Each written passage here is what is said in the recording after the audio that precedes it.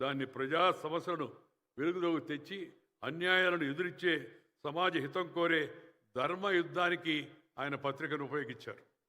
ఎన్నో సవాళ్లు అడ్డంకులు ఎదురైనా పత్రిక ఎప్పుడు నిజాయితీ నిష్పాక్షత విలువలకు కట్టుబడి ఉండేలా చూసుకున్నారు. ఆయనకు ఎదురైన ఆటుపోట్లు సందర్భం కాదు, అవి సామాన్యమైనవి కాదు. అలాంటి వాటన్నింటినీ ధైర్యంగా ఆయన ధీరోదాత్తంగా ఎదుర్కొని గట్టిగా నిలబడి తను చెప్పదలుచుకున్నానని చెప్తూ ఆ విధంగా పత్రికా రంగంలో మనకి ఆనాడు ఒక డయాన్ ఆఫ్ ఇండియన్ జర్నలిజం అని చెప్పని పేరుగాంచినట్టు యొక్క శ్రీ రామ్నాథ్ గోయంకా గారు ఒక నాయకుడైతే అదే స్థాయిలో తెలుగు వారిలో నుంచి ఎదిగి దేశవ్యాప్తంగా గుర్తింపు చెంది ఎడిటర్స్ గిల్డ్ ఆఫ్ ఇండియా చైర్మన్గా ఉంటూ దేశంలో ఉండే పత్రికలకు ఒక మంచి మార్గదర్శనం చేసే మహా వ్యక్తి శ్రీ రామోజీరావు గారిని జీవి సందర్భంగా నేను మనవి చేస్తున్నాను. ఈనాడు కేవలం దినపత్రిక కాదు, అది తెలుగు ప్రజల గొంతుగా వారి నమ్మకానికి చిహ్నంగా నిలిచింది. పత్రిక నిర్వహణలో ఆయన అనుసరించిన నిజాయితీ, నిష్పాక్షికత, నిబద్ధత తెలుగు జర్నలిజానికి ఉన్నత ప్రమాణాలను నెలకొల్పాయి. ఈ కారణంగానే ఆయన పద్మ విభూషణ్ వంటి దేశ అత్యున్నత పురస్కారానికి వారు అర్హులయ్యారు. ఆయన స్థాపించిన ఈటీవీ నెట్వర్క్ సైతం ప్రాంతీయ భాషా ప్రసారాల్లో ఒక విప్లవాన్ని తీసుకొచ్చింది. ఆ తెలుగు వార్తల్లో తెలుగు భాషపై రామోజీరావు గారికి ఉన్న మమకారం అనంతం. అందుకే ఆయన పత్రికా భాషను ప్రజల హృదయాలకు చేరువయ్యేలా సరళతరం చేశారు. తెలుగు భాష వైభవాన్ని పెంచే లక్ష్యంతో రామోజీ ఫౌండేషన్ ద్వారా ఉత్తమ ప్రమాణాలు కలిగిన నిఘంటువులను రూపొందించి భావితరాలకు గొప్ప వారసత్వాన్ని వారు అందించారని చెప్పి నేను మనవి చేస్తున్నాను. తెలుగు నుంచి తెలుగుకి వాడుకలో మంచి పదాలను మనకి అందజేసి ఇంగ్లీష్ నుంచి తెలుగుకి ఈ నిఘంటువులు రెండింటినీ రూపొందించడం అవుతుందో ఇది దేశం యొక్క భాషా చరిత్రలో నిలబడే గొప్ప అధ్యాయం అని చెప్పని మీ అందరికి కూడా మనం చేస్తున్నాం. దానికి ఎంత గుండె ధైర్యం, ఎంత నిబద్ధత ఉంటే కానీ అది సాధ్యమయ్యే విషయం కాదు. నిఘంటువును రూపొందించడం అంటే ఈ రామోజీ ఫిల్మ్ సిటీ కూడా ప్రపంచంలో అతిపెద్ద సినిమా స్టూడియోగా గిన్నిస్ రికార్డు సాధించి తెలుగు నేర సృజనాత్మకతను అంతర్జాతీయ గుర్తింపు తెచ్చిపెట్టింది. ఆయన విజయ ప్రస్థానానికి అడ్డుకట్ట వేయడానికి కొంతమంది నేను ఇందాక చెప్పినట్టుగా అరాచకంగా వ్యవహరించిన, ధైర్యంగా ఎదురొడ్డి నిలిచిన సాహసికుడు శ్రీ రామోజీరావు గారు. Share and care is the core of Indian philosophy నేను ఎప్పుడు చెప్తుంటాను. ఆ ఫిలాసఫీ మీద ఆయన నమ్మకం కలిగిన వాడు.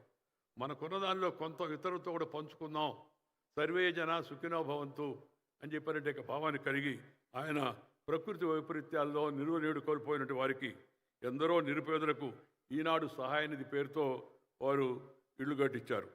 జలయజ్ఞం, వనయజ్ఞం పేరుతో ప్రజలలో చైతన్యం తీసుకొచ్చి చెరువుల్లో పూడికి తీత, చెట్ల పెంపకం వంటి సామాజిక కార్యక్రమాలకు నేతృత్వం వహించే విధంగా ఆయన పత్రిక నడిపారు. నాకు రామోజీరావు గారి మధ్య అనుబంధం ప్రత్యేకం. ఆయన తుది శ్వాస వరకు మా అనుబంధం కొనసాగేది. నేను శాసనసభ్యుడిగా ఉన్నప్పుడు ఆయన రోజు పక్కనే ఈనాడు పత్రిక ఆఫీసు ఉంటే అక్కడ పిలిచేవారు, కలిసి భోంచేసేవాళ్ళం, అనేక విషయాలపై చర్చించేవాళ్ళం, తర్కించుకునేవాళ్ళం, అంగీకరించేవాళ్ళం, విభేదించేవాళ్ళం. విభేదించి కూడా వాదాలు ఫైనల్గా ఒక నిర్ణయానికి రాలేకపోతే అగ్రీ టు డిజగ్రీ అని చెప్పి అనుకునేవాళ్ళం గౌరవప్రదంగా. ఎందుకంటే ఆయన ఒక నిఘంటు, ఆయనే ఒక నిఘంటు. ఆయన జీవితం చూసి కానీ మనం తరచు చూస్తే మనకి ఆ నిఘంటు అనే పదాన్ని ఎందుకు వాడానో మీకు అర్థమవుతుంది. ముఖ్యంగా ప్రజా తీర్పుతో ఎన్నికైనటువంటి యొక్క ముఖ్యమంత్రిని ఆ రోజు అన్యాయంగా అక్రమంగా ఆయన గుండె జబ్బుతో అమెరికాకు పోయి ఆపరేషన్ చేసుకొస్తే అన్యాయంగా అక్రమంగా ఇక్కడ తొలగించేసిన ఘటన మనందరికీ తెలుసు. గవర్నరు నాటి ఆయన మిత్రుడిగా ఉన్నట్టు మరొక వ్యక్తి కలిసి చేసేట నమ్మక ద్రోహం. ఆ ప్రజల్లో ఈ విషయాన్ని చైతన్యం తీసుకొచ్చే విధంగా అన్యాయాన్ని విస్తృతంగా చాటి చెప్పి న్యాయం జరగాల్సిన అవసరాన్ని నొక్కి చెప్పే విధంగా ఆ బాధ్యతను రామోజీరావు గారు తన భుజస్కంధాలపై వేసుకున్నారు. ఆనాటి ఉద్యమం తర్వాత మేము మరింత దగ్గరయ్యాం. తరచుగా కలుస్తూ విషయాలపై మాట్లాడుకొని రాజకీయాలపై నిరంతరం నేను వారితో చర్చిస్తుండేవాడిని. నేను ఒక రకంగా రాజకీయాల్లో పైకి రావడానికి పెద్దలు అద్వానీ గారు, అటల్ బిహారీ వాజ్పేయి గారు ఒక కారణమైతే, ఇక్కడ తెలుగు రాష్ట్రంలో కాస్త గుర్తింపు తెచ్చుకోవడానికి రామోజీరావు గారి సలహాలు ఎంతగానో ఉపయోగపడ్డాయని చెప్పని నేను సవినయంగా మనవి చేస్తున్నాను. ఆ మాట చెప్పడానికి నేనేమాత్రం వెనకాడడం లేదు. నేను ఆయన్ని ఎప్పుడు కోరుతూ ఉండేవాడిని, కాస్త కొద్దిగా విశ్రాంతి తీసుకోండి అని.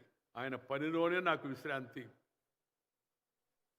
My rest lies in the work, hard work అనే ఫిలాసఫీ ఆయన. కష్టపడుతూనే ఉండేవాడు. దాంట్లో నుంచి నేను ఆ మాట ఒకటి తయారు చేసి ఈ మధ్య జనంలో ప్రచారం చేస్తూ, ఇష్టపడిన పనిని కష్టపడి చేస్తే నష్టపడేది లేదు అని ఆయన విశ్వాసం. ఆయన ఇష్టపడిన పనిని కష్టపడి చేస్తే నష్టపడేది లేదని. ఆ విధంగా ఎప్పుడు ఆయన కష్టపడుతూ ఉండేవాడు. ఎప్పుడు దేశంలో ప్రపంచంలో జరుగుతున్న పరిస్థితులను గమనిస్తూ ఉండేవాడు. దానికి తనదైన పరిష్కార మార్గం ఏందామని ఆలోచించేవాడు. మిత్రులతో ఇక్కడ ఉండి పనిచేసే వర్గంతో అందరితో కూడా చర్చించేవాడు. తుది శ్వాస వరకు ఆయన పనిచేస్తూనే ఉండి తాను అన్న మాటలు నిజం చేసి చూపించిన గొప్ప వ్యక్తి వారు. ఆయన క్రమశిక్షణ, సమయ పాలన, నిబద్ధత నేటి యువతకు స్ఫూర్తిదాయకం. ప్రజాస్వామ్య వ్యవస్థకున్న 4 స్తంభాల్లో జర్నలిజం ఒకటి. ఎంతో బాధ్యతాయుతంగా నిర్వర్తించాల్సిన వృత్తి ఇది. నిజాయితీ, నిష్పాక్షిక వైఖరి, జవాబుదారీతనంతో వ్యవహరించాల్సిన వృత్తి ఇది. డిజిటల్ యుగంలో అతివేగంగా వార్తలను చేరవేయాలనే ఒత్తిడి, క్విక్ బైట్ సంస్కృతి పెరిగిపోవడం వలన తరచుగా వార్తల నాణ్యత, నిష్పాక్షత తగ్గిపోతూ ఉన్నాయి. మరొక పక్క social media anti social media తయారైపోయి హెడ్లైన్స్ చూస్తాం, కానీ లోపల చూస్తే అసలు విషయం ఏమి ఉండదు. అదొక కొత్త ధోరణి వాళ్ళ జర్నలిజంలో, పత్రికల్లో, టెలివిజన్ ఛానల్లో ముఖ్యంగా వచ్చింది. ఆ టెలివిజన్ ఛానల్లో ఒక్కొక్కసారి ఆ వార్త వింటాం, లోపల చూసి అసలు ఏమి ఉండదు. నేను ఉదయం చెప్పాను, ఇప్పుడు మిత్రుడు రేవంత్ రెడ్డి గారు కూడా ఉన్నారు కాబట్టి చెప్తున్నాను. ఒకరోజు ఒక యూట్యూబ్ ఛానల్ రేవంత్ రెడ్డికి రాడ్డు దింపిన వెంకయ్య అని.